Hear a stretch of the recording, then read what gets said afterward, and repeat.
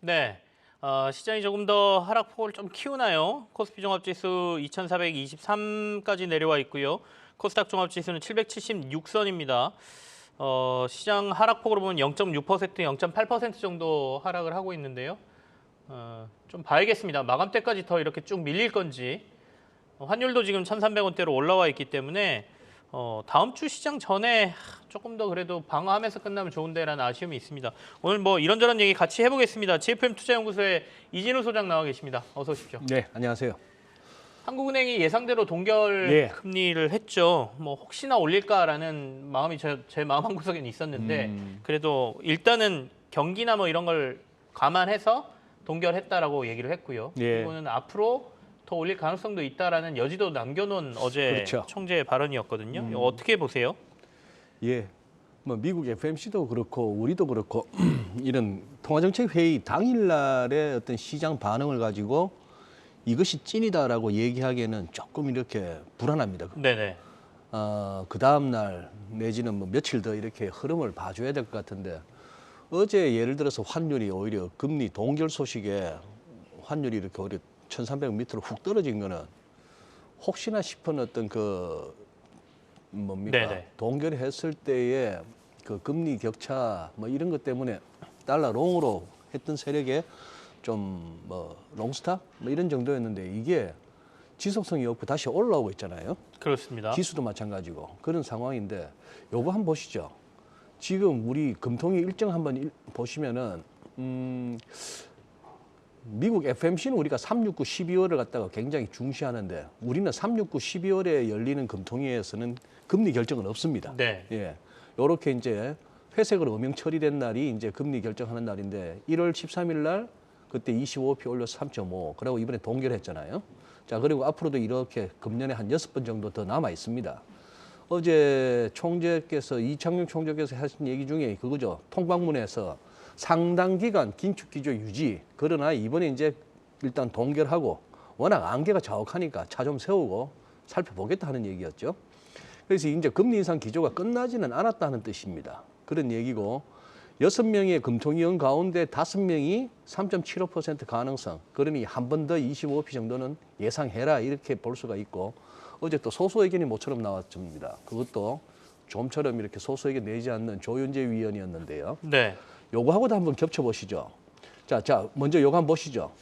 결국 우리가 3.5고 연방기금금리는 상단 기준으로 4.75%니까 지금 이게 125p 벌어진 거 아니에요? 1.25%포인트 벌어졌고 우리가 그래도 한원을 갖다가 그래도 뭐 잘했다라고 평가하는 게 연준이 계속 이렇게 제로금리 유지할 때 우리가 앞서서 2021년부터 여름부터 금리를 좀 미리 선제적으로 움직였고 뭐 빅스텝도 한 두 번 밟았죠 우리가. 네네. 그런 식으로 왔는데 아무래도 이런 게 좀 부담이 될 것 같습니다. 오른쪽 그래프 같은 이 GDP 대비 가계부채 비중 하니까 미국, 중국, 일본 뭐 유로존 할 것 없이 너무 높다는 것이죠. 이런 것들이 이제 계속해서 연준은 아직 몇 차례 남았지만 우리가 바로 못 쫓아가는 그 배경 아닌가 싶은데 그렇다면은 지금 FMC 일정도 이제 앞으로 우리가 계속 메모해놓고 살펴봐야 되겠죠. 자, 지금 이제 4.75까지 와 있는데 3월 달에 그러면은 25p, 요 이제 파란색은 가장 뭐 이렇게 뭐랄까요, 리즈너블한 전망입니다. 한 25p씩 두 번 더 올린다고 하면은 3월 그리고 5월 가서 애초에 12월 달 점도표에 찍었던 5.25에 도달하는 거 아니냐 하는 얘기고. 네, 금리 상단이라고 얘기했던 부분이죠. 금리 상단으로 네. 터미널 레이트. 근데 이거 만약에 3월 달에 오늘 밤에 이제 PC 인플레이션 물가 지표도 좀 중요시 됩니다만 혹시나 3월 달에 3월 20일, 22 이 무렵 가서 50bp 해버리면은 5.25 일찍 가버리고. 네네. 자, 그러고 나서 뭐 5월 달에 쉬든지 뭐 6월 가서 올리든지 등등 했을 때 여러 가지 시나리오상 5.5에 끝나니 5.75냐 아니면 심지어 6도 가느냐 여러 가지 시나리오가 가능하죠. 네. 가능하고 이거는 그때 이제 이렇게 제가 뭐 사진을 갖다가 배치한 거는 파월 의장 주변에 이 정치적 압박이 상당하다는 그걸 한번 시사하고 싶어서 그렇습니다. 네. 여기는 이제 국가경제위원회 위원장으로 갔죠.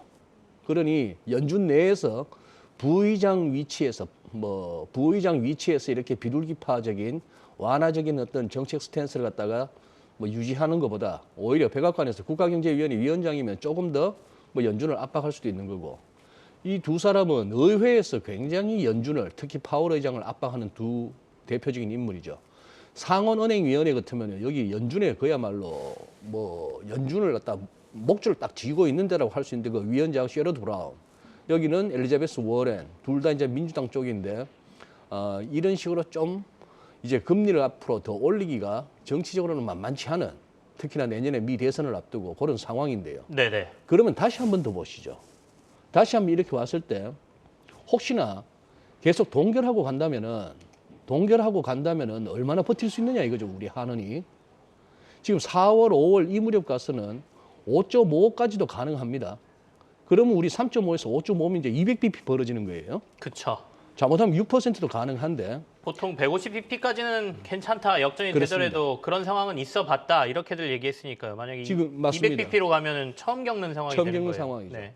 지금까지 제일 벌어졌을 때가 이때입니다. 2000년 5월에서 9월 사이에 150bp 벌어졌던 이때가 지금까지 또 겪어봤다. 150bp까지는 그런 상황인데 여기서 이제 더 하면은 최대 200bp라고 합니다만 우리가 지금 한 번 더 3.75 정도까지가 언급됐으니까 만약 6% 가면 225까지도 벌어졌을 때 과연 그러면은 우리가 가보지 않은 길이라서 어떨까 네. 하는 생각은 또 드는 그런 상황입니다.